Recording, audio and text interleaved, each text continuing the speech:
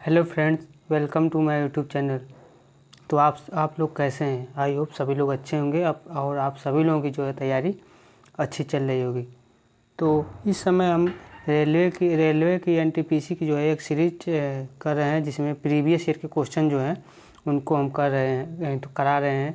जो लोग भी रेलवे की तैयारी कर रहे हैं उनके लिए यह वीडियो बहुत ही महत्वपूर्ण होगा, क्योंकि इससे जो है बहुत सारे प्रश्न जो है एग्ज़ाम में पूछे जाने की संभावनाएं हैं।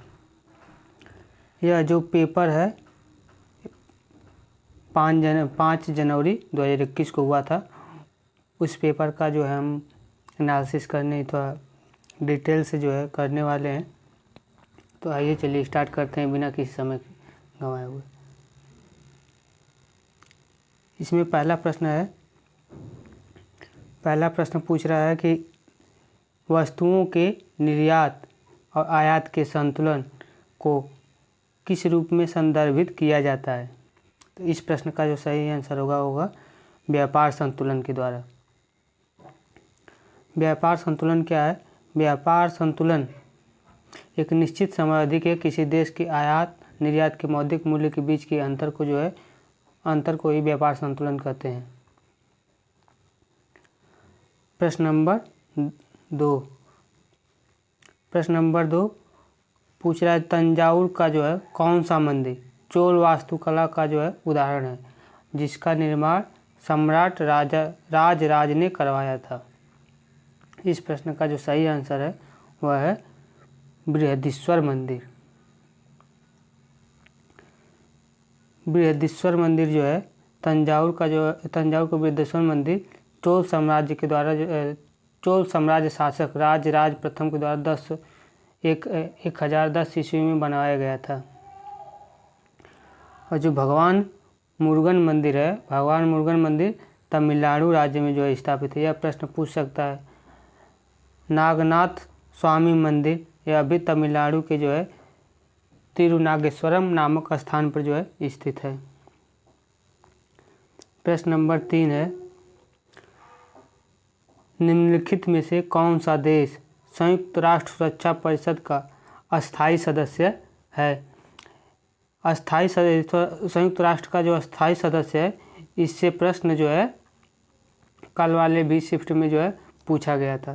तो अस्थायी सदस्य को आप लोग अच्छे से पढ़कर जाइएगा।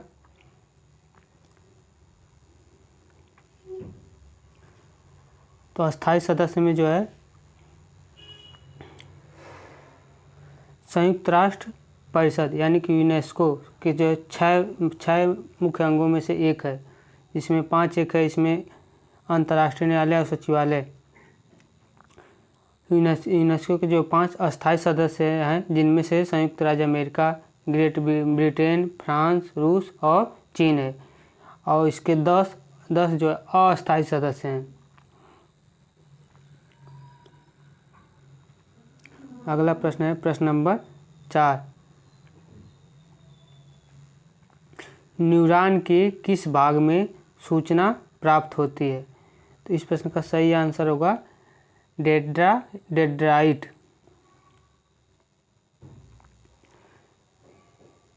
इसका एनालिसिस है कि तंत्रिका कोशिका या न्यूरॉन को जो है तंत्रिका कोशिका के नाम से भी जानते हैं कि डेंड्राइट से सूचना प्राप्त होती है।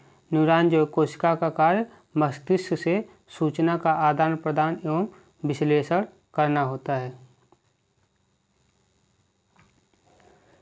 यह जो है रीजनिंग मैथ का छात्रों की जो है एक पंक्ति में एक छात्र पंक्ति के दोनों छोरों से 10वें स्थान पर है। पंक्ति में छात्रों की कुल संख्या कितनी होगी?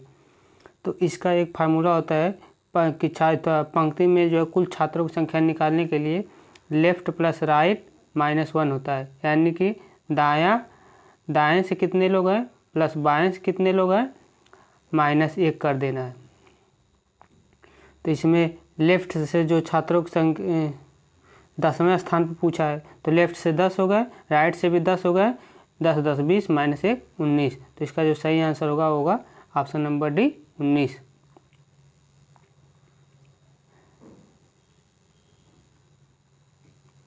अगला प्रश्न है, प्रश्न नंबर 6, तमिल नव वर्ष को किस नाम से जाना जाता है? तो तमिल नव वर्ष को जो है वरुषा पिराप्पू के नाम से जो है जाना जाता है। तमिल वर्ष को वर्षा पिराप्पू के नाम से जाना, इसका एनालिसिस है, उसको कोई खास नहीं है। अगला प्रश्न देखते हैं, प्रश्न नंबर 7। प्रश्न नंबर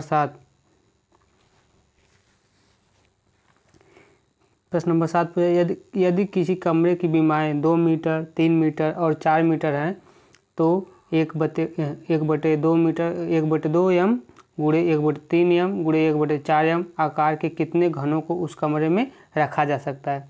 तो जो लोग भी मैथ को सॉल्व करना चाहते हैं वीडियो को रोककर सॉल्व कर सकते हैं, वैसे हम एनालिसिस करवा ही रहे हैं।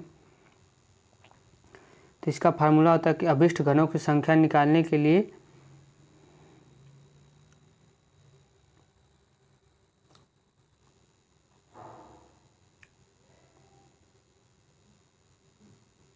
एक 1/4 एम, इसको सॉल्व करने पड़ेगा पेन से। अगला प्रश्न है प्रश्न नंबर 8, इनमें से कौन सा पूंजी प्राप्ति का हिस्सा नहीं है? तो इसका जो सही आंसर होगा वो होगा टैक्स, यानी कि कर जो है पूंजी प्राप्ति का हिस्सा नहीं होता है। प्रश्न नंबर 9 पूछ रहा है कुछ जीव कार्बन जैसे कि कार्बन डाइऑक्साइड और पानी के रूप में अकार्बनिक स्रोतों से प्राप्त सरल खाद्य सामग्री का उपयोग करते हैं। इन जीवों को जो है किस नाम से जाना जाता है? तो इन जीवों को जो है स्वपोषी कहा जाता है। स्वपोषी जो है स्वपोषी कार्बन डाइऑक्साइड और पानी के रूप में अकार्बनिक स्रोतों से प्राप्त सरल खाद्य सामग्री का उपयोग करते हैं। जो स्वपोषी हैं वो साधारण कार्बनिक अणुओं से जटिल कार्बनिक यौगिकों का निर्माण कर सकते हैं।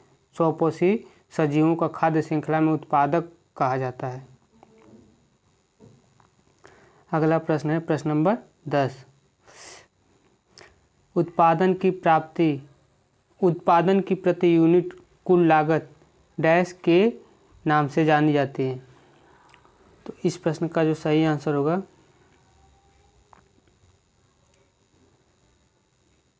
ऑप्शन नंबर सी,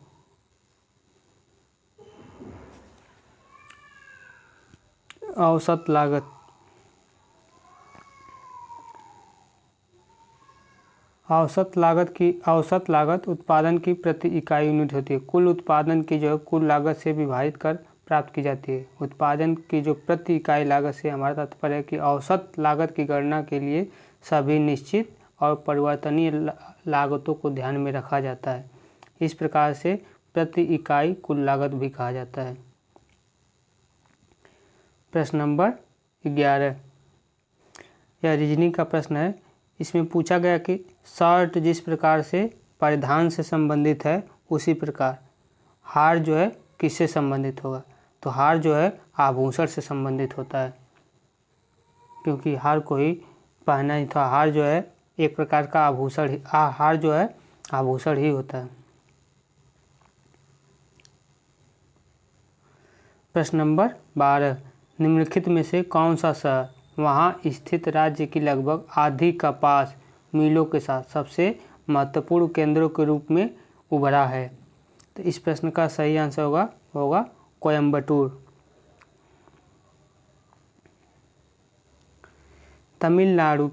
तमिलनाडु में कपास मिलों की सबसे बड़ी संख्या कोयम्बटूर में ही पाई जाती है।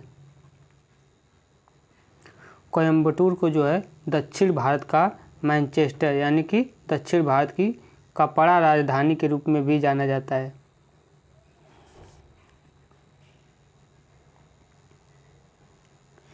अगला प्रश्न है प्रश्न नंबर 13, सत्यजीत रे की कौन सी प्रसिद्ध फिल्म अभिजात जमींदारी जीवन शैली के जो है पतन से संबंधित है?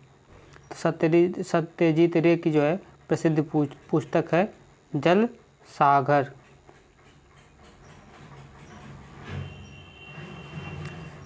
जल सागर जो है सत्यजीत रे द्वारा प्रदर्शित फिल्म है जो कि अभिजात जमींदारी शैली के पतन से संबंधित है। इन्हें सत्यजीत रे को जो है 1995 में दादा साहब फाल्के पुरस्कार से जो है सम्मानित किया गया था। इनकी जो है और भी प्रसिद्ध पुस्तकें हैं, जैसे कि पाथेर पांचाली, अपूर्व संसार, चारुलता एवं इनकी जो प्रसिद्ध फिल्में हैं। यह एक प्रश्न है, प्रश्न नंबर 14 है। प्रश्न नंबर 14 मैथ का सवाल है, किसी धनराशि पर 2 वर्ष के लिए 10% की दर से प्राप्त हुए चक्रवृद्धि ब्याज और साधारण ब्याज के बीच 50 रुपये का अंतर है। ब्याज वार्षिक रूप से चक्रवृद्धि होता है तो धनराशि क्या होगी, यानी कि अथवा मूलधन पी पूछा है, पी की वैल्यू पूछा है, पी की वैल्यू क्या होगी। तो जब चक्रवृद्धि ब्याज और साधारण ब्याज के बीच के अंतर पूछे, वो भी 2 वर्षों के लिए, तो उसका फार्मूला होता है D बराबर P²/100², PR²/100²। यहाँ पर D जो है उन दोनों के बीच ब्याज का जो है अंतर है, और P जो है मूलधन है, R जो है रेट यानी कि दर है। तो इसमें दिया था कि अंतर जो है, इसमें अंतर दिया था 50 है, तो D की वैल्यू 50 रख देंगे, P की वैल्यू नहीं दिया तो उसी तरह रहेगी, और रेट जो है 10% दिया था, तो 10 × 10 100 हो जाएगा, और ये सब कट पिट कर P की वैल्यू 5000 आएगी। तो यानी कि जो धनराशि होगी 5000 होगी, P की वैल्यू 5000 आएगी। तो यही सही आंसर होगा। अगला प्रश्न है, प्रश्न नंबर 15, यदि एक परिमेय संख्या का हर 2n और 2m के रूप में है, जहाँ n और m गैर ऋणात्मक पूर्णांक है, यानी कि पॉजिटिव हैं, तो संख्या का दशमलव विस्तार क्या होगा। तो जब 2n पॉजिटिव हैं और 2n भी, n और m दोनों पॉजिटिव हैं, तो जो संख्या का दशमलव विस्तार होगा वह शांत होगा।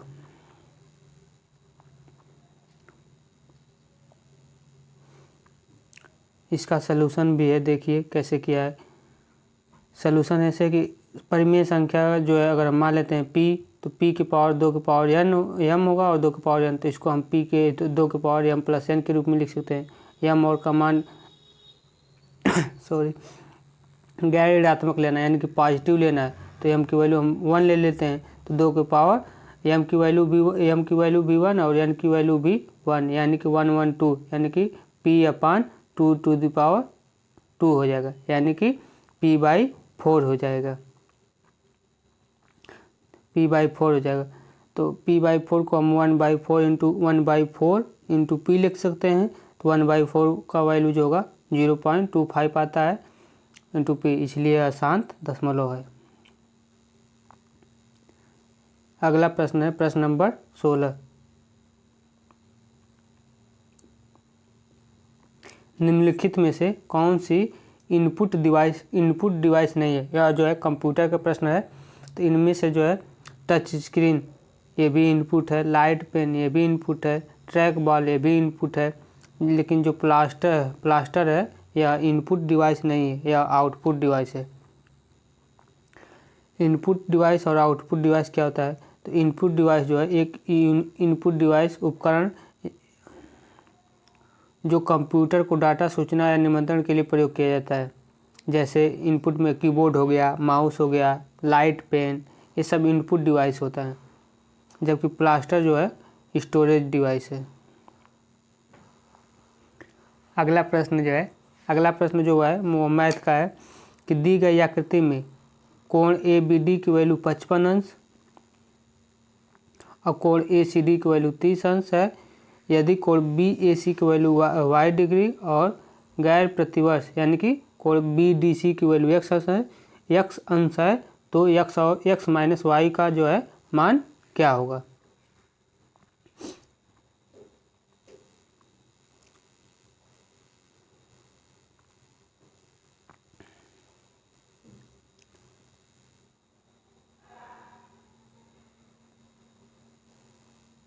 इसका जो प्रश्न है वो देखना पड़ेगा कैसे है। हाँ देखिए, इसका सलूशन जो है कैसे मैथ को सॉल्व किया। इसमें जो है दिया था दिया था कोड ABD की वैल्यू 55 अंश, कोड ACD की वैल्यू 30 अंश, कोड YBAC y दिया है और कोड BDC जो है x दिया है। तो यह एक कैची फिगर है। तो इसका एक सिंपल फार्मूला है कि जो x डिग्री की वैल्यू होती है, यानी कि जो इधर का वैल्यू होती है, या इन तीनों वैल्यूओं के जोड़ के जो है बराबर होती है। तो इसमें वही सॉल्व किया कि x डिग्री बराबर y डिग्री प्लस 55 अंश प्लस 30 अंश। तो यहाँ से y को इधर पक्षांतर कर लेंगे तो x minus y is equal to 85, यानी कि 85 सही आंसर होगा। अगला प्रश्न है प्रश्न नंबर 18। निम्नलिखित में से कौन सा कथन सत्य है? ऑप्शन ए, प्रत्येक पूर्णांक प्राकृतिक संख्या है। ऑप्शन बी, प्रत्येक वास्तविक संख्या को सम्मिश्र संख्या के रूप में लिखा जा सकता है। तो यही वाला ऑप्शन सही होगा।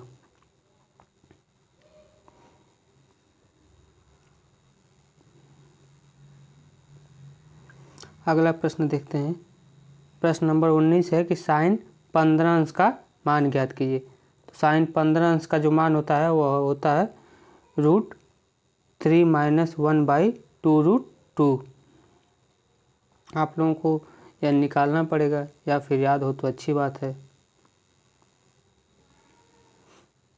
वही ये देखिए है वही √3 - 1/2√2। अगला प्रश्न है जो प्रश्न नंबर 20।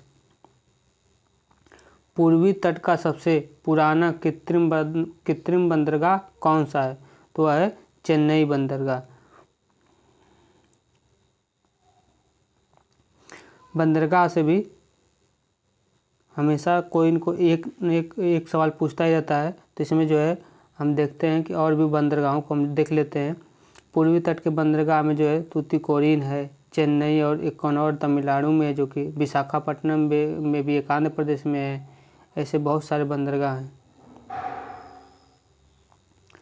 अगला प्रश्न है प्रश्न नंबर 21 है कि √36.1/102.4 का मान ज्ञात कीजिए। तो बहुत ही सिंपल सवाल है कि इसको सॉल्व करना है। तो बहुत सिंपल सवाल है कि जो दशमलव से दशमलव जो है इसको एक कट जाएगा और तो बचेगा 361/1024। 361 जो है या 19 का स्क्वायर है, 19 गुणे 19 का स्क्वायर है, और यह 1024 जो है यह 32 का स्क्वायर है। तो 32 गुणे 32, तो वो अंडर रूट बाहर करने पर 19/32 से जो है इसका सही आंसर होगा। अगला प्रश्न है प्रश्न नंबर 22। खिलाफत आंदोलन का नेतृत्व जो है किसने किया था? तो खिलाफत आंदोलन का नेतृत्व जो है अली बंधु ने किया था। खिलाफत आंदोलन की जो शुरुआत जो है 1919 से 1924 में हुई थी, जो कि प्रथम विश्व युद्ध समाप्त होने के पश्चात शुरू हुई थी खिलाफत आंदोलन की शुरुआत। और 1919 में जो है अली बंधुओं ने खिलाफत आंदोलन की जो है शुरुआत की थी।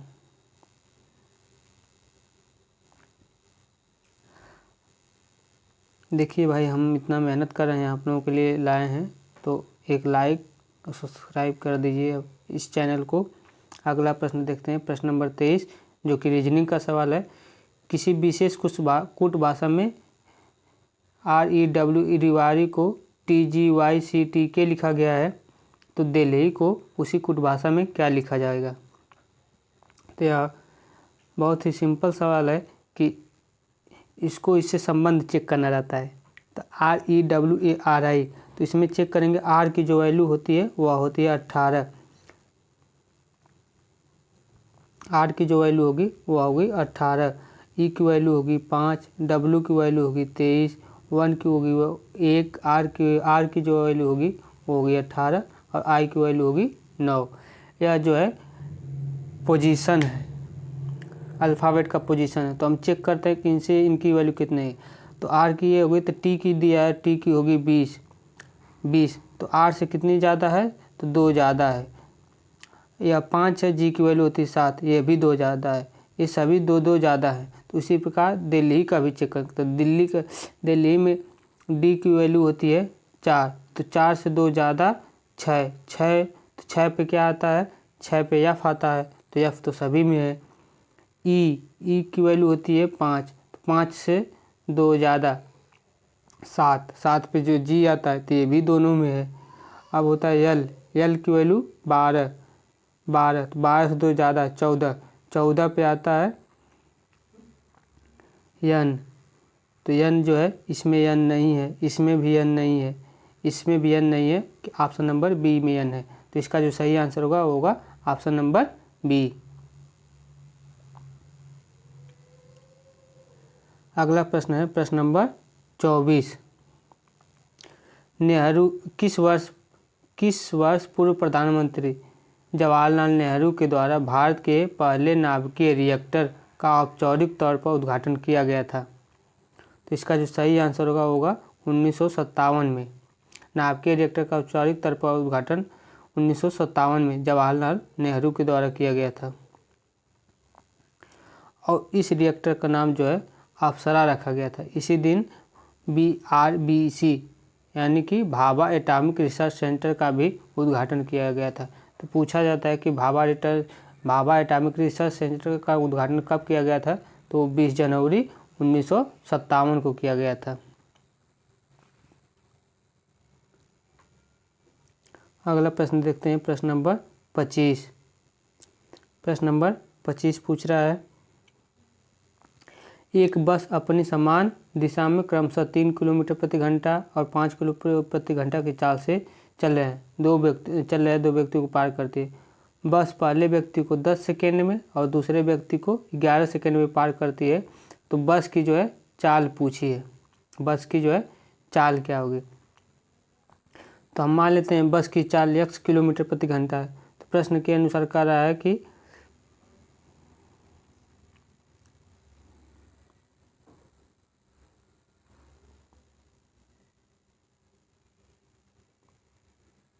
पहले वाले को जो है 10 सेकेंड में पार कर ले रही है।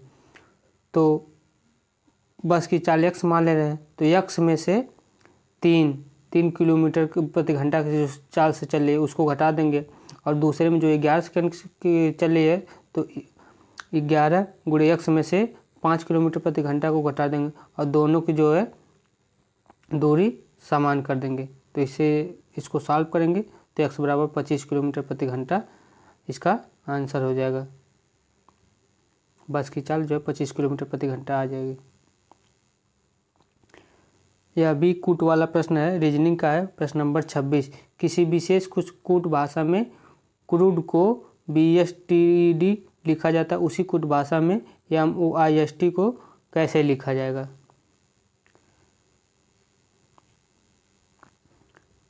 तो इसको जो है सॉल्व किया है। क्रूज को हम पहले देखेंगे कि इस पे क्या है। तो C का जो पोजीशन है वो होगा 3, R का 18, U का 21, D का 4, E का जो है 5। तो इसी तरह B का जो होगा 2, S का होगा 19, T का होगा 20 और E का जो होगा वो होगा 5, D का होगा 4।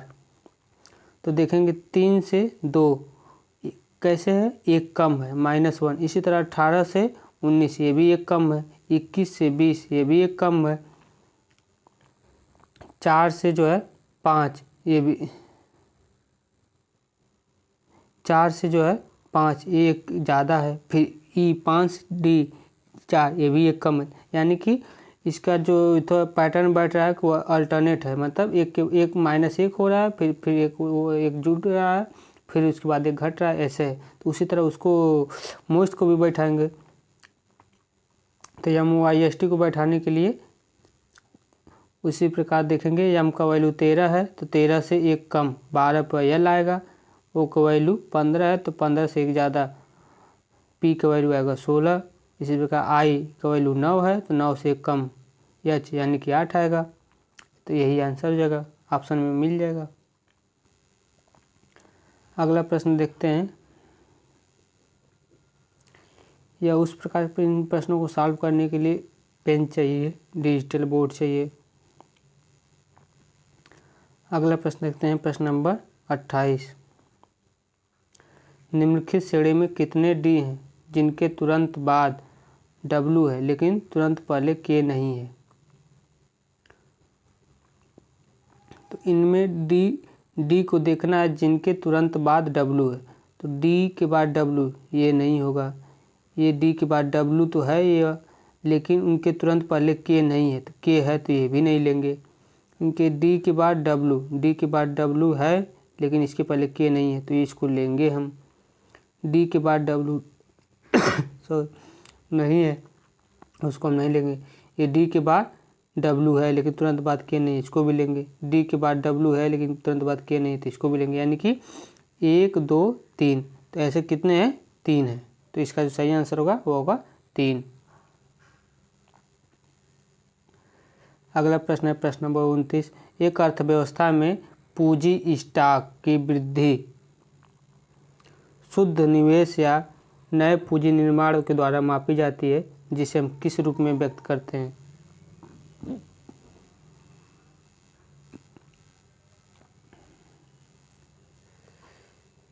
तो इसका जो सलूशन है कि इसे शुद्ध निवेश यानी कि सकल निवेश के रूप में व्यक्त करते हैं। यह जो है पाई चार्ट का जो है सवाल है, इसको लगाने के लिए पेन चाहिए अथवा बोर्ड चाहिए। इसमें देखिए क्या पूछता है, छात्रों की संख्या दिया है, छात्रों की संख्या दिया है, जिसमें हिंदी में 25 छात्र, इंग्लिश में 22, मराठी में 12, तमिल में 9, बंगाली में 4 और कुल 72 छात्र हैं। प्रश्न में पूछ रहा है वह कौन सी भाषा है जो छात्रावास में रहने वाले 3 में से कम एक छात्र के द्वारा बोली जाती है? कम से कम एक में बोली जाती है। छात्रों की जो कुल संख्या 72 है, जिसमें 3 में से कम एक बोली जाती है, तो 24 हो गया। तो 3 लोगों का ग्रुप है तो वही होगा। प्रश्न नंबर 31 है, माध्य के संबंध में विचलन का योग हमेशा होता है, वह होता है 0 होता है। माध्य के संबंध में विचलन का योग हमेशा 0 होता है। अगला प्रश्न है प्रश्न नंबर 32। पौधों के द्वारा प्रोटीन और अन्य यौगिकों के संश्लेषण में किस आवश्यक तत्व का उपयोग किया जाता है? तो इसका जो सही आंसर होगा वो होगा नाइट्रोजन।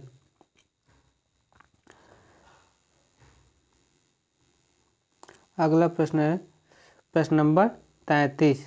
अंतर्राष्ट्रीय नृत्य दिवस कब मनाया जाता है? तो जो अंतर्राष्ट्रीय नृत्य दिवस है वह 29 अप्रैल को जो है मनाया जाता है।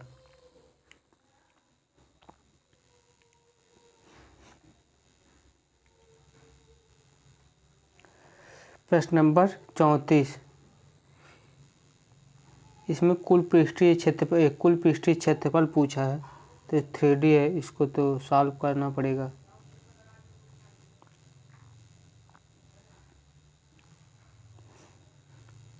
अगला प्रश्न देखते हैं प्रश्न नंबर 35। UN के 8वें महासचिव कौन थे? तो UN के जो 8वें महासचिव हैं वह बान की मून थे।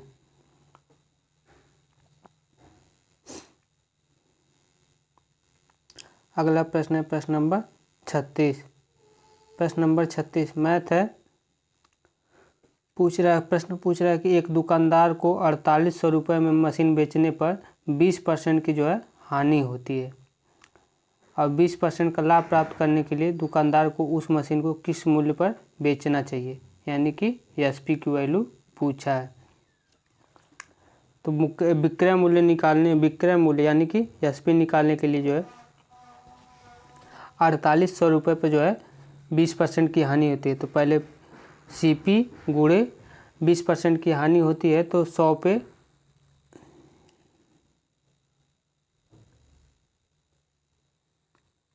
100/180 इंटू जब 20% का लाभ होता है तो 180/100, यानी कि इतना ही आंसर हो जाएगा। या तो इसको बेसिक से करना है तो यह भी है कि 4800 4800 का जो 20% हानि निकालेंगे तो 20% इसकी हानि जो है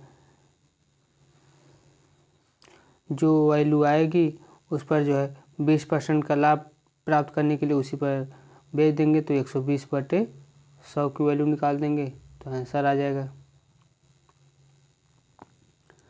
अगला प्रश्न है प्रश्न नंबर 37। भारत में 1967 में पहला प्रयोगात्मक उपग्रह दूरसंचार अर्थ स्टेशन कहाँ पर स्थापित किया गया था? तो इस प्रश्न का सही आंसर होगा अहमदाबाद। अहमदाबाद में जो है स्थापित किया गया था। प्रश्न नंबर 38। संख्या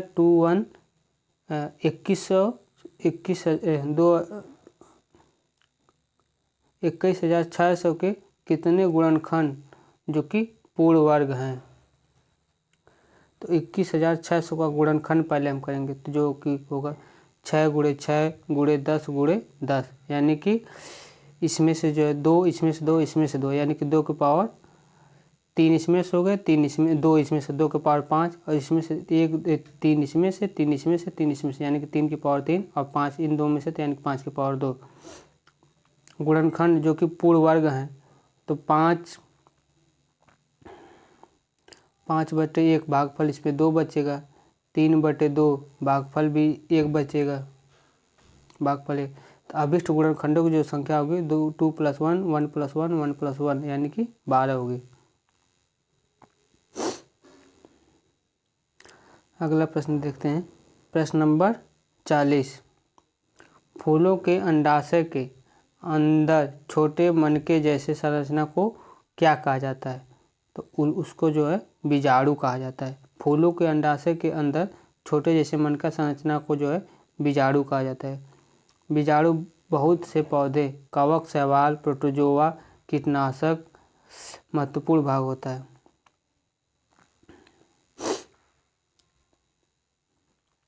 यह जो प्रश्न रीजनिंग का है, इसमें पूछ रहा है कि 4 विकल्प दिए गए जिसमें से 3 संगत है, 1 असंगत है, उनको पहचानिए। तो इस प्रश्न का जो सलूशन है देखते हैं। ऑप्शन ए में जो दिया है कि 45, 42 और 15 यह जो है 3 से भाज्य है। 51 और 24 यह भी 3 से भाज्य है। 32 और 13 यह अभाज्य संख्या, यह नहीं भाज्य, यह नहीं किसी से नहीं कटती हैं। और जबकि 72 और 45 यह भी 3 से कट जाती है तो यह विभाज्य है। तो यानी कि 3 जो है सी जो है यही असंगत है, तो यही इसका सही आंसर होगा। अगला प्रश्न है प्रश्न नंबर 42। प्रश्न 42 पूछा यूएन के जो उस प्रमुख अंग की पहचान करें जो कि 1994 में निलंबित हो गया था। तो वह जो था न्यायशीता परिषद।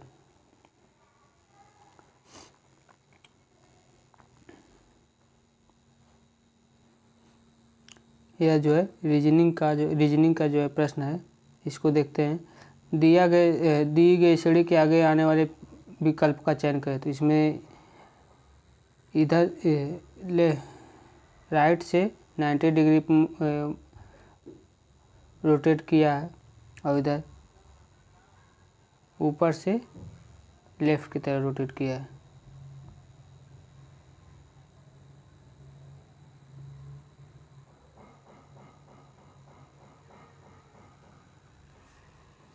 तो इसका जो सही आंसर होगा डी होगा।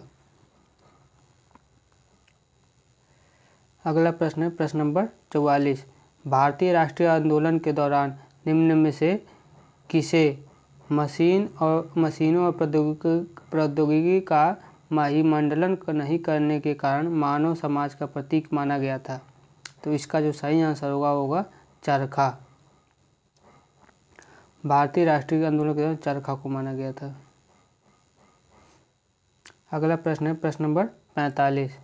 यह सिंप्लीफिकेशन का जो सरलीकरण एक चैप्टर है उसका सवाल है। इसको सॉल्व करने के लिए पहले हम ऑफ वाला पोर्शन सॉल्व करते हैं। तो 250 का जो 30% होगा उसको सॉल्व करेंगे तो 250 का 30% यानी कि 25 या 75 आएगा, इसकी वैल्यू 75 आ जाएगी। और उसके बाद इसको गुणा करें तो 5 सते 35 70 आ जाएगा, यानी कि 7 दूनी 14 140 ये आ जाए, ये वाली वैल्यू आ जाएगी और 75 ये वाली। तो इसको जब हम जोड़ देंगे तो ये 5 हो जाएगा 7 और इसको 7 4 11 हो जाएगा 215, यानी कि ऑप्शन नंबर डी सही होगा। अगला प्रश्न देखते हैं, प्रश्न नंबर 46। एक हवाई जहाज़ 500 यात्रियों को ले जा रहे हैं, जिसमें 45% पुरुष और 20% बच्चे हैं। पुरुष और महिला और बच्चों की संख्या का अनुपात निम्नलिखित में से ज्ञात कीजिए। तो 500 यात्रियों को ले जा रहे हैं, जिनमें से 45% पुरुष हैं, 20% बच्चे हैं। तो टोटल तो वैल्यू 100%, टोटल वैल्यू 100% ही हो गई। तो जिसमें 45% पुरुष हो गए, 20% बच्चे हो गए, तो जो बचेंगे 35% वो महिलाएं होंगी। तो इसका रेशियो निकालने के लिए परसेंटेज कट जाएगा, ये 45 45 20 हो जाएगा, 5 से काट देंगे तो 5 9 45, 5 9 45, 5 7 35, 5 चौके 20, 9 7 4 का रेशियो हो जाएगा, यानी कि ऑप्शन नंबर ए सही होगा। अगला प्रश्न है प्रश्न नंबर 47।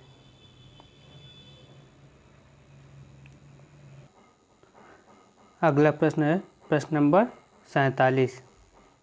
1913 में साहित्य के लिए नोबेल पुरस्कार प्राप्त करने वाले पहले भारतीय का नाम क्या था? तो पहले भारतीय का नाम था रविंद्रनाथ टैगोर, जिनको जो है पहली बार नोबेल पुरस्कार दिया गया था।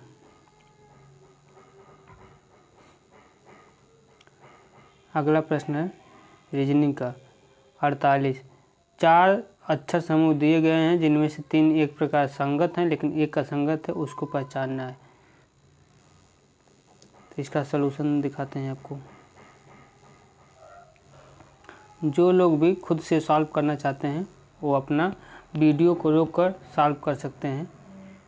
तो इसमें दिया गया कि जे, एम, एल और के। तो जे पर 10 आता है, एम पर 13 आता है, यानी कि यह इससे 3 अधिक है। और एल जो है 12 आता है, जो कि इससे 1 कम है। के जो है 11 पे आता है, यानी कि ये भी इससे कम है। तो यानी कि इसका जो रेशियो बन रहा है, इसका पैटर्न +3 -1 बन रहा है। इसी प्रकार वी, वाई, एक्स और डब्लू का भी सेम बन रहा है। वी का 22 होता है, वाई का 25 होता है, एक्स का 24 होता है, डब्लू का 23 होता है। तो इसका भी पैटर्न सेम बन रहा है। उसी प्रकार पी का जो है 16 होता है, यस का जो है 19 होता है, तो ये भी +3 हो गया।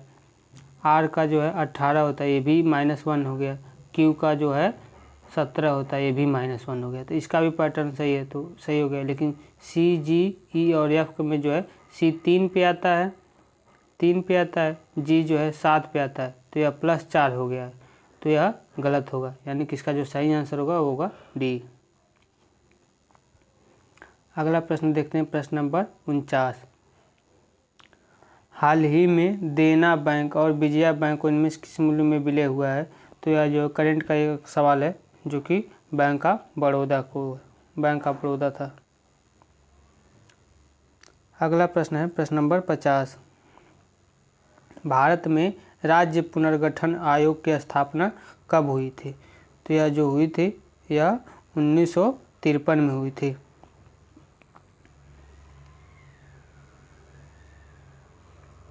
इससे संबंधित कुछ सवाल भी आते हैं कि भारत में राज्य पुनर्गठन का आयोग 22 दिसंबर 1953 को तो हुई थी।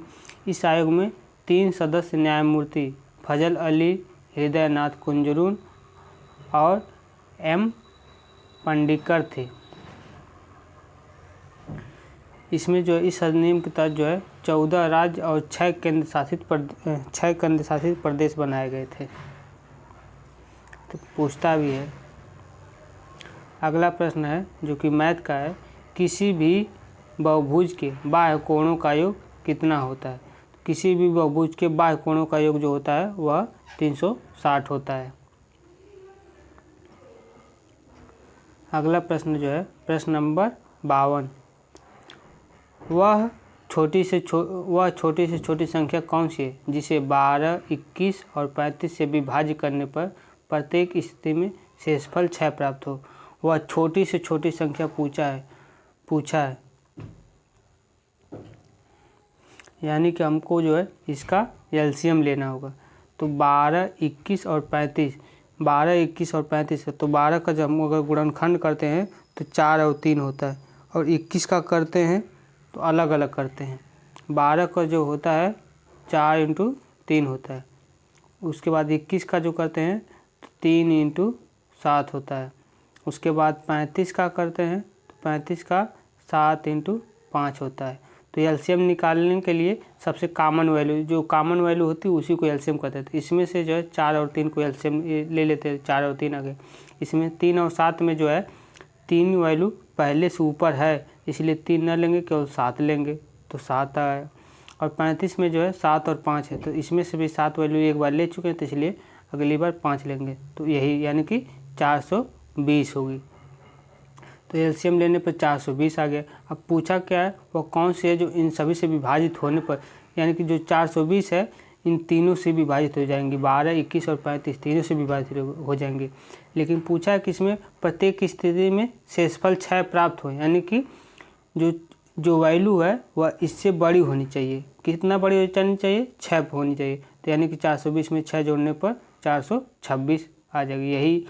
यही 426 यही वो वैल्यू है जो 12, 21 और 35 से विभाज्य होने 12, 21 और 35 से विभाज्य होने पर शेषफल 6 प्राप्त होगी, 426।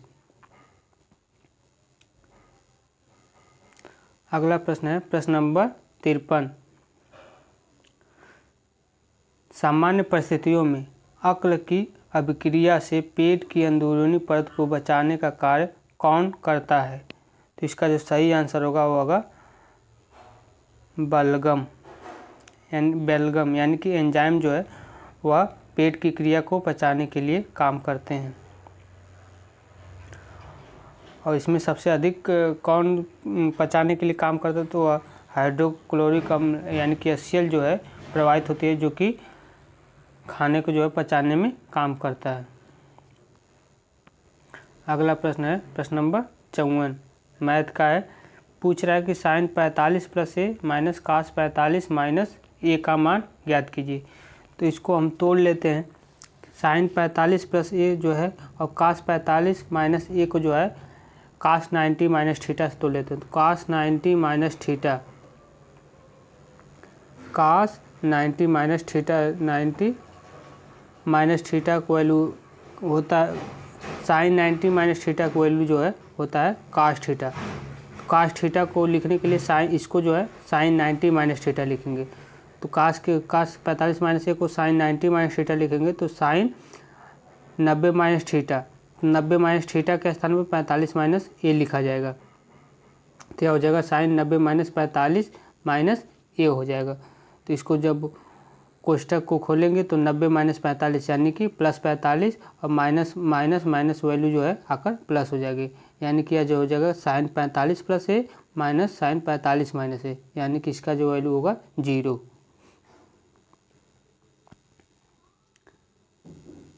अगला प्रश्न है प्रश्न नंबर 55, दी गई रेखा पर कौन सा बिंदु 6/5 को दर्शाता है? 6/5 को जो है दर्शाता है। 6/5 की जो वैल्यू होगी वह होगी 6/5 की जो वैल्यू होगी वह होगी 1.2, यानी कि 6 में जब 5 के भाग हम देंगे तो वह आ जाएगी 1/2। तो 1.2 जो है कहाँ पर आएगा? तो 1.2 जो है वह R पर आएगा, क्योंकि 1.2 2 से ज़्यादा तो होगी नहीं, तो K भी नहीं होगा, R से थोड़ा 1 से कम भी नहीं होगा, तो S भी नहीं होगा, तो यहाँ पे S भी हटा दीजिए। W जो है 1.2 से अधिक, यानी कि यह W जो है 1 लगभग 7 है, तो यह नहीं होगा, तो यह इसमें सही आंसर होगा वह आर होगा। अगला प्रश्न देखते हैं, प्रश्न नंबर 56। प्रश्न नंबर 56 पूछ रहा है कि x बराबर 2 और x बराबर 5 है तो 5x माइनस वाई स्क्वायर का मान कितना होगा। तो जब x बराबर 2 दिया y बराबर, तो इसकी वैल्यू बहुत ही आसान है कि यहाँ पर रख देंगे। तो रखने पर जो है 5xy माइनस वाई स्क्वायर है, तो 5x माइनस वाई स्क्वायर, तो 5 रहेगा, x के स्थान पर 2 हो जाएगा और y के स्थान पर 2 माइनस वाई स्क्वायर दिया है तो 2 का वाई की वैल्यू 5 है तो 5 का स्क्वायर ये हो जाएगा। तो 5 दूनी 10, 10 पचे 50, ये वैल्यू 50 हुई और 5 के स्क्वायर की वैल्यू जो है 25 आ जाएगी। तो 50 में से 25 घटेगा तो इसका आंसर 25 हो जाएगा। तो जो सही आंसर होगा 25 होगा। अगला प्रश्न देखते हैं, प्रश्न नंबर 57। प्रश्न नंबर 57 पूछ रहा है कि कंप्यूटर क्षेत्र में लीफो का जो है फुल फॉर्म पूछा है, यानी कि पूर्ण रूप लीफो का जो फुल फॉर्म। तो लीफो का जो LIFO का फुल फॉर्म जो होता है last in first out. Option number C, last in first out सही इसका आंसर होगा, लीफो का फुल फॉर्म। अगला प्रश्न देखते हैं, प्रश्न नंबर 58। प्रश्न नंबर 58 पूछ रहा है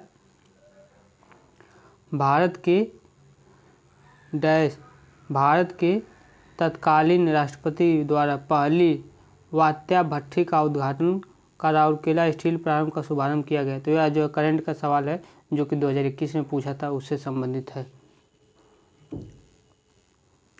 अगला प्रश्न देखते हैं, प्रश्न नंबर 59।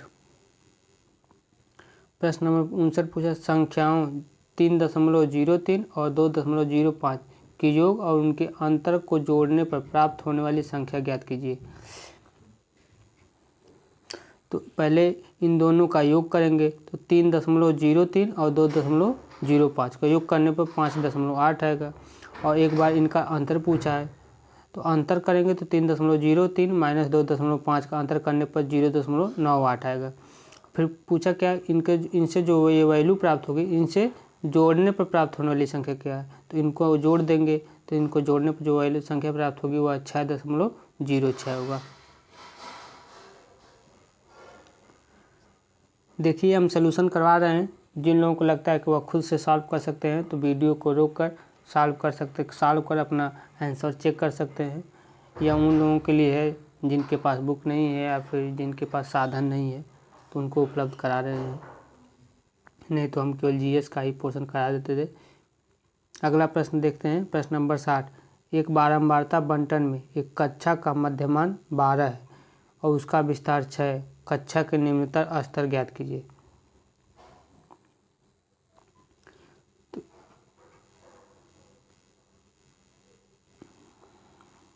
इसका सलूशन है, कक्षा की जो अधिकतम सीमा है वह 9 है, विस्तार यानी कि रेंज जो है R है और बंटन की निम्नतम सीमा जो है वह L है।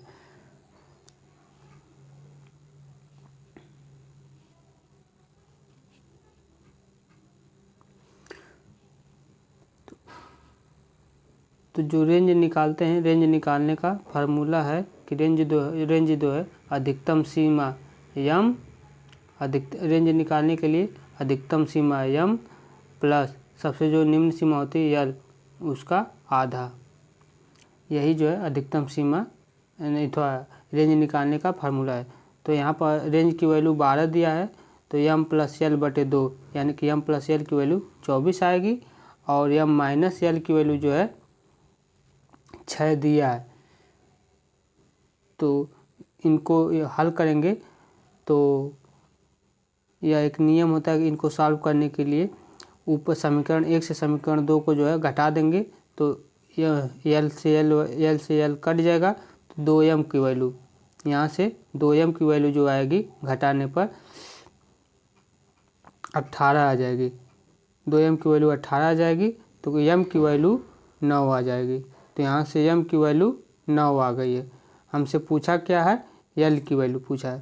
तो L की वैल्यू निकालने के लिए जो है समीकरण 1 में रख देंगे तो यहाँ पर 9 प्लस L बराबर 24। तो इधर से L की वैल्यू 24 माइनस 9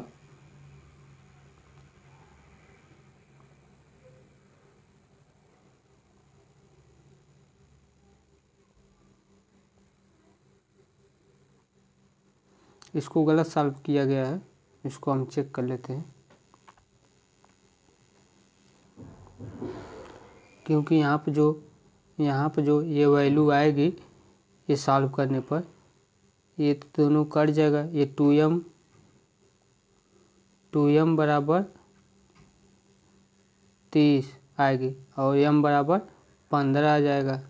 हम इस 15 आ जाएगा तो यह इक्वेशन 1 में रख देंगे तो 15 प्लस l बराबर 24। तो इधर से l बराबर 15 को उधर पक्षांतर कर देंगे तो 9 आ जाएगा, यानी कि इसका जो सही आंसर होगा वह l बराबर 9।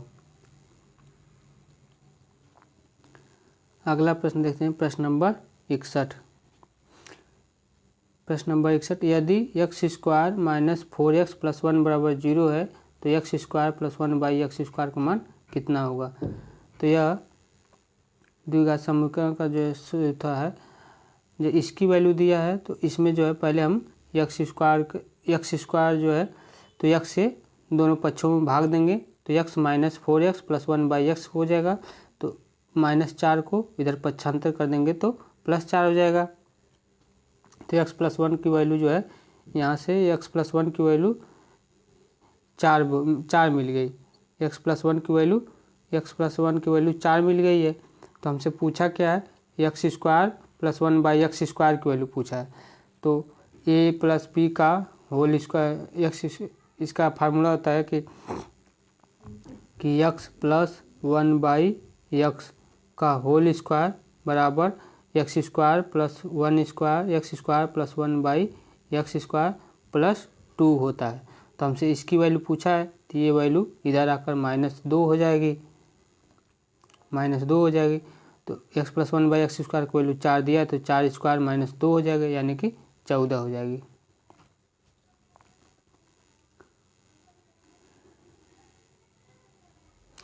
यह जो है रीजनिंग का सवाल है कि अनिल और बलबीर एक कार्य को 3 दिन में पूरा कर सकते हैं। उन्होंने एक साथ कार्य करना शुरू किया, लेकिन 2 दिन बाद अनिल घायल हो गया। बलबीर को कार्य को समाप्त करने में 2 दिन अधिक लगे। बलबीर अकेले उस कार्य को कितना दिन में पूरा कर सकता है। तो यह पेन रहेगा तो भाई तभी सॉल्व होगा। प्रश्न नंबर 63 है कि शेड्स ऑफ सैफरन पुस्तक के लेखक जो है कौन है। तो शेड्स ऑफ सैफरन पुस्तक के लेखक जो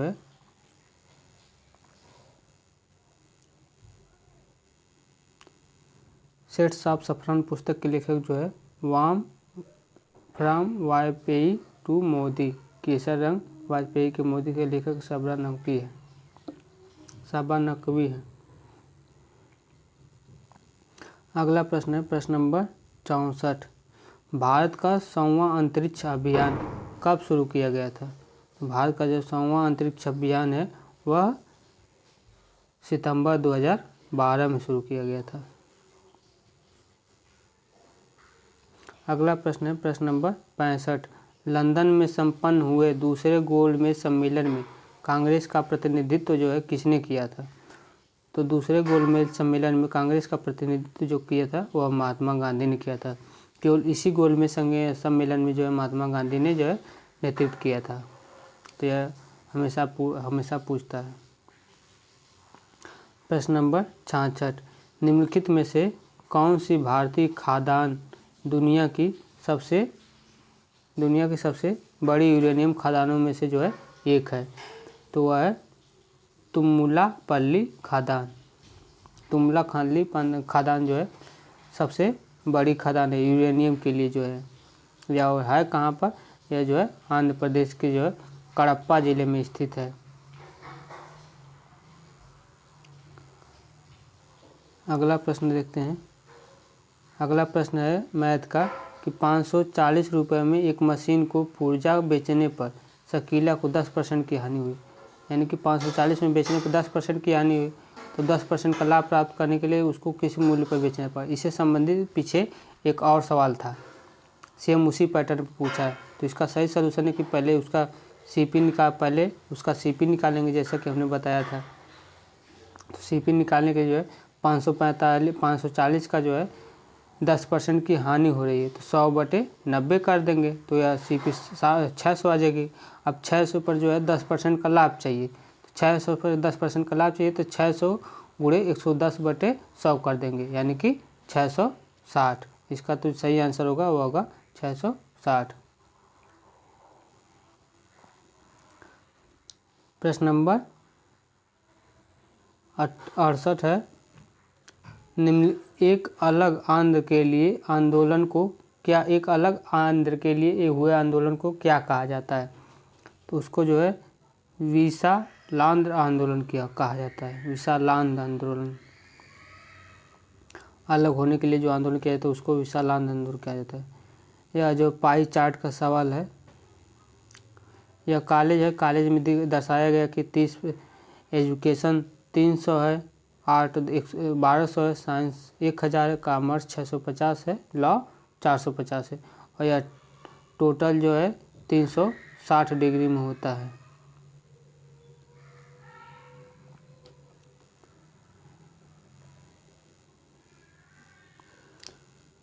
पूछा क्या है,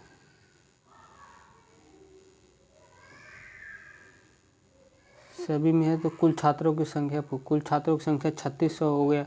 कुल संख्या में भाग लेने वाले 1200 में था। कला संकाय का जो है पूछा है, तो कला संकाय का जो है 1200 है, तो 1200 में 1200/3600 कर देंगे तो 1/3 इसका आंसर आ जाएगा। कुल बटे टोटल करते हैं, इतना जो दिया है उसके बटे कुल करते हैं। अगला प्रश्न है कि यह जो है करंट अफेयर का सवाल है तो इसको हम लोग छोड़ देते हैं क्योंकि यह पूछेगा नहीं। अगला प्रश्न है प्रश्न नंबर 71, औपनिवेशिक शासन की स्थापना निम्न में से सबसे पहले कहाँ पर हुई थी? तो औपनिवेशिक की जो स्थापना सबसे पहले बंगाल में हुई थी। अगला प्रश्न है प्रश्न नंबर 72, इनमें से कौन सी जो है कंप्यूटर की एक विशेषता नहीं है? कंप्यूटर की जो विशेषता, कंप्यूटर में जो डाटा स्टोरेज होता है, एसेसरीज होती है, कंप्यूटर की जो स्पीड होती है, लेकिन जो इंटेलिजेंस को सेट होता है वह नहीं होता है। यह आदमियों के अंदर मतलब कितने आप बुद्धिमान हैं यह होता है, तो यह नहीं होती है कंप्यूटर में। अगला प्रश्न है प्रश्न नंबर 73। प्रश्न नंबर 73 पूछ रहा है, निम्नलिखित में से कौन सी एक परिमेय संख्या नहीं है? परिमेय संख्या नहीं पूछा है, तो वह जो रूट में हो। तो ऑप्शन नंबर अथवा पहले को देखते हैं, तो ऑप्शन से देखते हैं। ऑप्शन से 12 पहले ऑप्शन ए, ऑप्शन से क्या उसे सॉल्व कर देते। तो पहले इसको सॉल्व करेंगे तो √3² + 9², तो इसको सॉल्व कर देते। रूट के अंदर 9 + 16, 16 9 25, यानी कि रूट में 25, तो यह आ जाएगी 5 5 आ जा रही है, तो यानी कि यह जो है परिमेय संख्या है, तो यह नहीं होगा। ये √900, तो यह भी 300 का स्क्वायर 30 का स्क्वायर है, तो यह भी नहीं होगा। अब यह ऑप्शन नंबर सी 125, तो 125 जो है 25 का स्क्वायर 25 का 15 का स्क्वायर है, तो यह भी नहीं होगा। ऑप्शन नंबर 1296, तो यह जो है तो नहीं 1296 जो है यह 36.3.6 का स्क्वायर है, तो यह भी हो जाएगा। लेकिन जो 125 है यह नहीं है।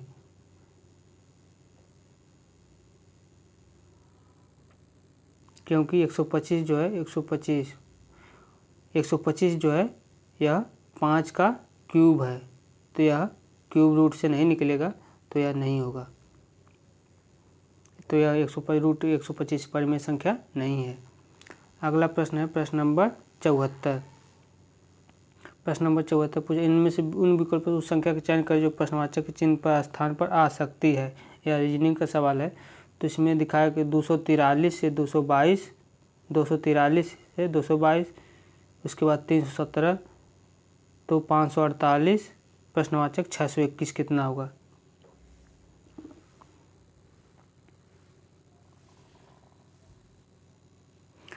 तो इसको पैटर्न पकड़ना पड़ता है। इसका पैटर्न यही सॉल्व है कि इन दोनों को स्टार्टिंग और लास्ट वालों को घटाकर, यानी कि इनका अंतर जो आएगा उसके अगर मल्टीप्लाई 3 करेंगे तो 222 आ जाएगा। यानी कि जिस प्रकार इन दोनों का अंतर करने मल्टीप्लाई 3 करने पर इसका 222 है, उसी प्रकार 621 माइनस 548 गुणे 3 600 या गलत किया, 621 रहेगा। 621 माइनस 548 गुणे 3 करने पर 219 आ जाएगा। अगला प्रश्न है प्रश्न नंबर 75। दो भारों 27 केजी और 108 केजी का अनुपात क्या होगा? तो 27 किलोग्राम और 108 ग्राम का अनुपात क्या होगा? यह ध्यान दीजिएगा आप लोग कि इसमें जो है ग्राम में दिया है, इसमें किलोग्राम में दिया है। 27/108 मत कीजिएगा। तो 27 किलोग्राम को बदलने के लिए 1000 से गुणा करेंगे तब यह ग्राम में होगा, और 108 ग्राम ये भी ग्राम में हो, तो ग्राम से ग्राम कैंसिल हो जाएगा, और इसको सॉल्व करेंगे तो 250/1 सही आंसर इसका आएगा। अगला प्रश्न है प्रश्न नंबर 76। भारत में राजनीतिक शब्दावली में आया राम गया राम की अभिव्यक्ति किसकी व्याख्या के लिए लोकप्रिय हुई? तो इसका सही आंसर होगा गया लाल की जो है लोकप्रिय के लिए प्रिय हुई थी। अगला प्रश्न देखते हैं। अगला प्रश्न जो है प्रश्न नंबर 77। यह जो है मैथ का सवाल है। एक छात्र को मनोविज्ञान में पास होने के लिए 20% अंक चाहिए और उसे 10% अंक मिले हैं। 20 अंकों से वह फेल हो गई है, तो उत्तीर्ण करने के लिए कितने अंकों की जो है आवश्यकता होगी? तो इसको सॉल्व करने के लिए यही है कि छात्र को 20% अंक चाहिए और उसको 10% अंक मिल गए हैं। 20% अंक चाहिए, 10% अंक मिल गए हैं, और फिर भी वो 20 नंबर से फेल हो गई है।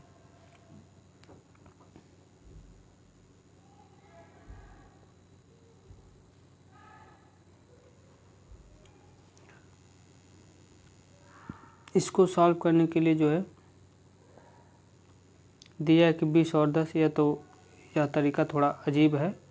इसको सॉल्व करने का एक सिंपल तरीका है कि 20% अंक चाहिए, यानी कि 100 का 100 अंक का वैल्यू रख कर हम निकाल लेते हैं, तो 100 का जो है 20% अंक चाहिए, यानी कि 20 अंक चाहिए। लेकिन जब भी उसको जो है 10 अंक मिल चुके हैं, तो बचा 10 ही पूछा, 10 ही बचा, तो उस 20 अंक से फेल हो गई है। यानी कि 200 अगर ले इसके टोटल अंक जो है 200 नंबर का ले रहे हैं, तो 200 का जो है 20% उसको चाहिए। 200 का जो 20% होगा वह 40 हो जाएगा, 40 होगा, और उसे 10% ही अंक मिले, यानी कि 20 ही अंक मिले हैं, तो 40 में से 20 बच जाएगा, और 20 अंकों से ही वह फेल हो गई है। तो उत्तीर्ण होने के लिए उसे जो है 40 नंबर चाहिए।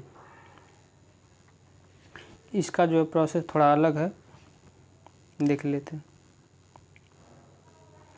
अगला प्रश्न है प्रश्न नंबर 80। प्रश्न नंबर 79। वह भूमि क्या कहलाती है जिसमें किसी एक कृषि वर्ष के दौरान कम से कम एक या एक से कम वर्ष के लिए कृषि नहीं की जा सकती है?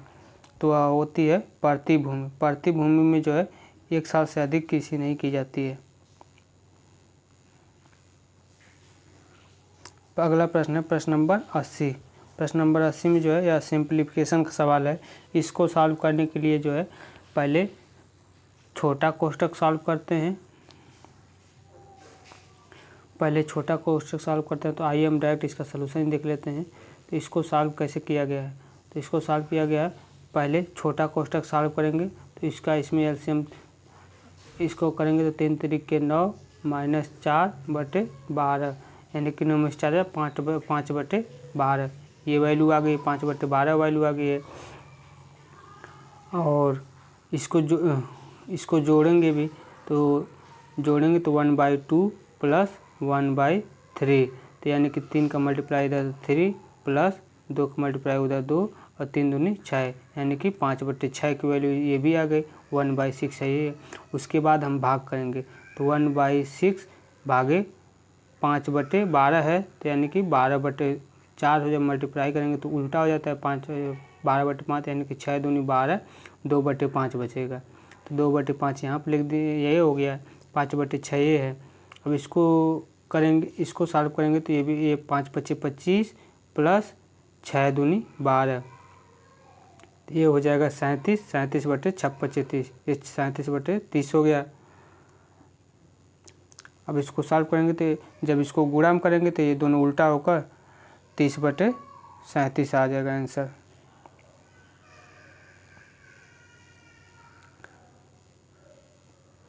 अगला प्रश्न देखते हैं, प्रश्न नंबर 82। उस विकल्प का चयन करें जो तीसरे शब्द से उस प्रकार संबंधित है जिस प्रकार दूसरा है। तो इसमें दिया बिहार और झारखंड, छत्तीसगढ़ और क्या हुआ, तो ये इसकी राजधानी, यह दिया है कि पहले जो है बिहार और झारखंड एक दूसरे से संबंधित थे, मतलब एक ही में थे, तो इससे अलग हुआ है। उसी प्रकार छत्तीसगढ़ और मध्य प्रदेश एक दूसरे से सटे हुए हैं। इसका सही आंसर होगा मध्य प्रदेश। अगला प्रश्न है प्रश्न नंबर 83। अस्थाई बंदोबस्ती लागू करने के समय वर्धमान का राजा कौन था? तो वर्धमान का राजा जो था वह तेज चंद था। अस्थाई बंदोबस्ती लागू होने के समय वर्धमान का राजा तेज चंद था। अगला प्रश्न है प्रश्न नंबर 84। यह अभी मैथ का सवाल है। इसमें पूछ रहा है यदि एक परिवार के द्वारा उपभोक्ता की जाने वाली किराए की वस्तु के मूल्य में 25% की वृद्धि की जाती है और उसकी खपत में कितने % की कमी होनी चाहिए ताकि उसका व्यय जो है न बदले। तो प्रश्न का सिंपल है कि उसकी जो है किराए में जो है 25% की वृद्धि कर दी जा रही है, तो उसकी खपत जो है कमी करनी पड़ेगा। तो 25% की जो है वृद्धि की जा रही है, कितने पर?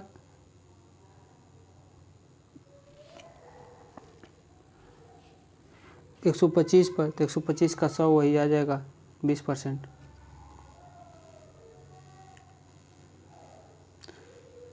यह वेन आरेख वाला है, इसको पूरा देखना पड़ेगा। अगला प्रश्न है प्रश्न नंबर 86। एक महिला की, यह रीजनिंग का सवाल है ब्लड और रिलेशन से। एक महिला को इशारा करते हुए एक आदमी ने कहा कि उसके पिता मेरे पिता के इकलौते पुत्र हैं, तो उस आदमी का उस महिला से क्या संबंध होगा? इसको सॉल्व कर किया गया, देखते हैं कैसे सॉल्व किया गया है। यही है कि आदमी के जो पिता है, आदमी की महिला जो है महिला का पिता हो जाएगा। यह जो है तालिका वाला सवाल है। सवाल में पूछ क्या रहा है, नीचे दिए गए बगीचे में 90 पौधों की लंबाई सेंटीमीटर में है। इसमें पौधों की संख्या दी गई है, इसमें लंबाई दी गई थी। 20 पौधों की संख्या जो है 58 सेंटीमीटर है, 25 पौधों की संख्या 61, 14 की 62 सेंटीमीटर, 9 पौधों की जो है 64 सेंटीमीटर, 12 की 65, 10 पौधों की जो है 70 सेंटीमीटर है। तो पूछ क्या रहा है कि कितने पौधों की लंबाई 61 सेंटीमीटर या उससे अधिक है। कितने पौधों की लंबाई 61 सेंटीमीटर या फिर उससे अधिक है, लेकिन 70 सेंटीमीटर से कम है। तो 61 सेंटीमीटर से जो अधिक है तो वह 58 वाला नहीं होगा, 58 वाला नहीं होगा, 61 वाला भी नहीं होगा, ये 62 यानी कि 14 की भी है, 9 का भी है, 65 ये भी, 12 भी है, और 70 से कम का है तो ये भी नहीं होगा। यानी कि इन तीनों को ऐड कर देते हैं, जोड़ देंगे तो आ जाएगा 14 + 9 + 12।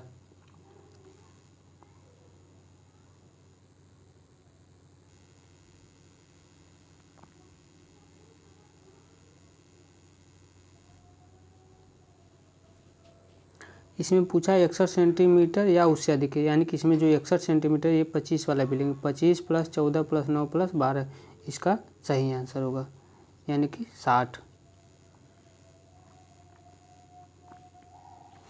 ये जो रीजनिंग सवाल है इसमें बैठाने वाला है, इसको जो है डिजिटल बोर्ड पर ही किया जा सकता है। यह भी रीजनिंग का सवाल है।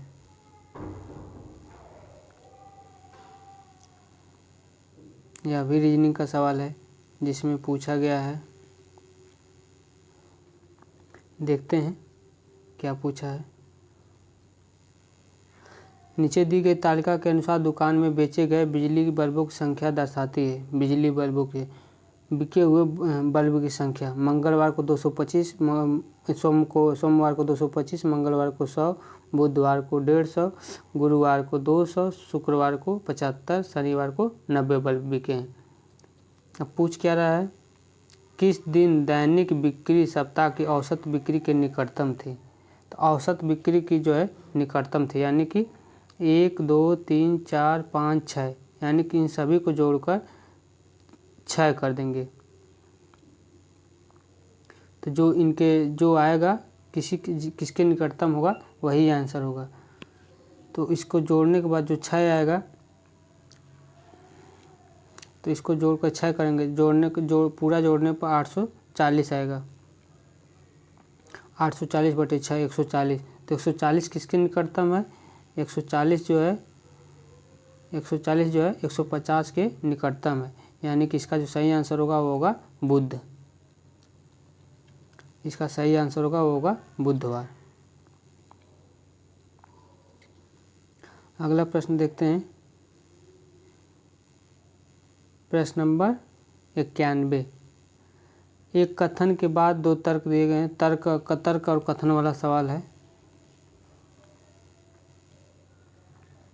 तर्क और कथन वाला तर्क यह है कि भारतीयों का जीवन प्रत्याशा बढ़ रही है। तो इसका जो कथन ये दिया तर्क है कि हाँ, लोगों को बेहतर चिकित्सा सुविधाएं मिल रही, इसलिए भारतीय जीवन प्रत्याशा बढ़ रही है। अगला जो है कि हाँ, लोग अब अधिक शारीरिक व्यायाम करें, इस वजह से लोगों की जीवन प्रत्याशा बढ़ रही है।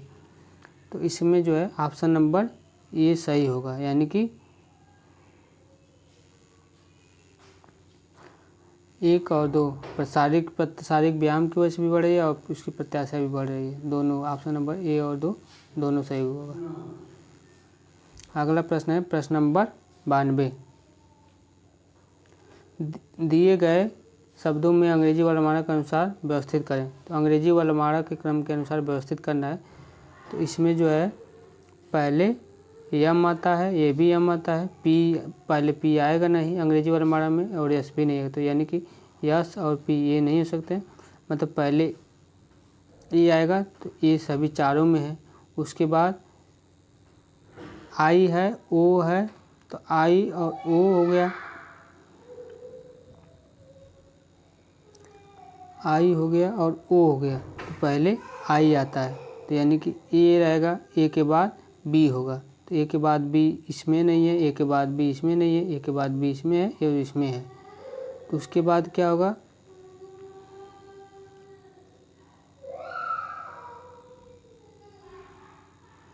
यस और पी। तो पहले पी आता है, तो ए के बाद बी, बी के बाद डी, यानी कि ऑप्शन नंबर डी सही होगा। 93।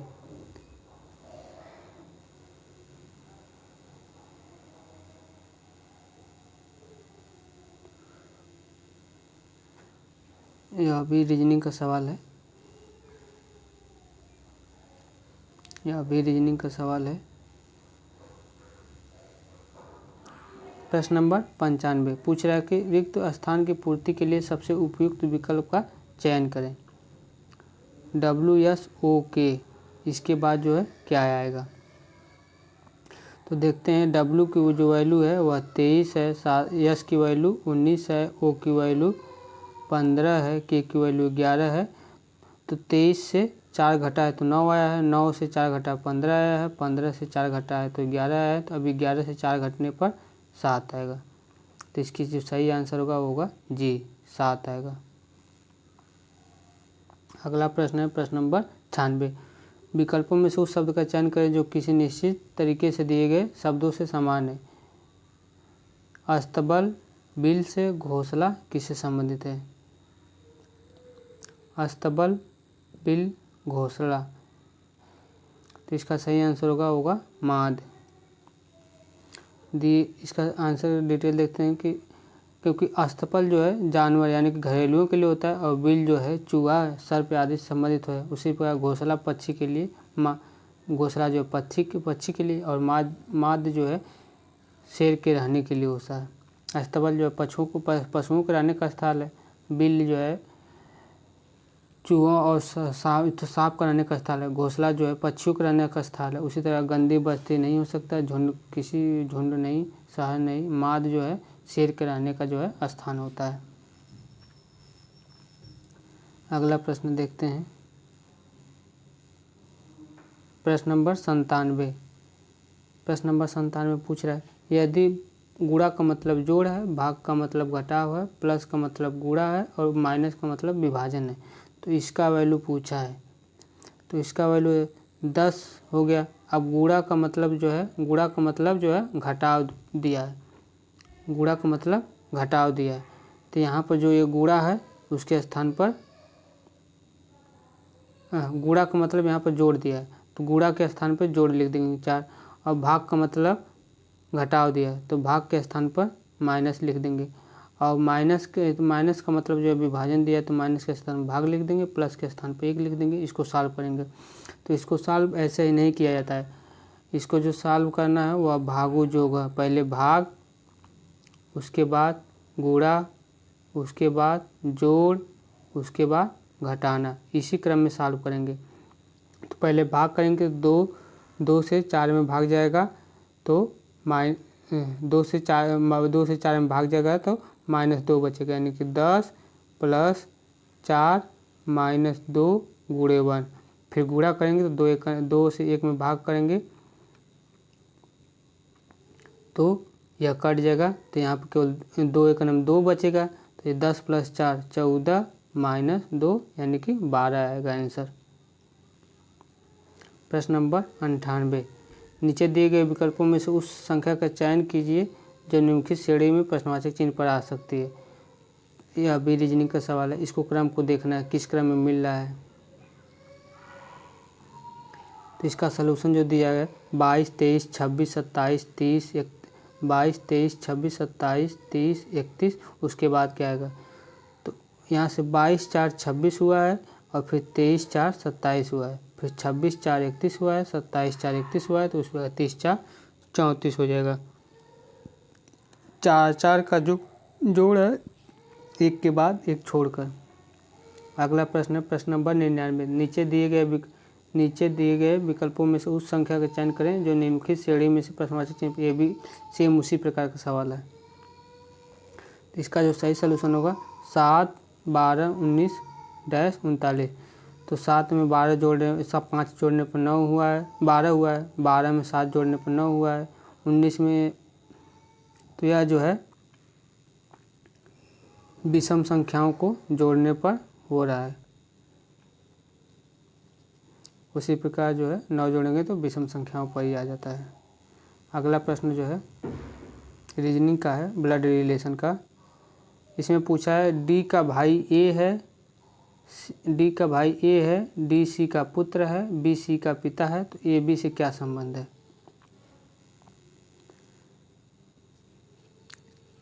तो इसमें दिया है डी का भाई ए है, तो ये डी हो गया, डी का भाई जो है ए हो गया। तो ए आदमी है तो पॉजिटिव, और इसका ये भाई है। डी जो है सी का पुत्र है, डी जो है सी का पुत्र है, तो ये भी आदमी है तो सी का पुत्र है। यह भाई हो गया, यानी कि प्लस या डी जो है सी का पुत्र है, डी जो है सी का पुत्र है, तो यह भी पुत्र है। बी जो है सी का पिता है, बी जो है सी का पिता है, तो यह भी प्लस हो गया, पिता हो गए। तो ए का बी से क्या संबंध है। तो ए का भाई डी है, तो डी जो है सी का पुत्र है, तो ए भी सी का पुत्र होगा। और सी जो है बी का पुत्र है, बी जो है सी का पुत्र है, तो यह सभी आपस में तो ये जो है इसका पोता हो जाएगा।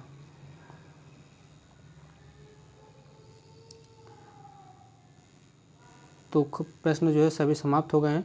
आई होप आप सभी लोगों को अगर हमारा ये क्लास पसंद आया होगा और आप सभी लोगों के लिए बहुत ही महत्वपूर्ण होगा, जो कि पेपर में बहुत सारे प्रश्न आएंगे भी।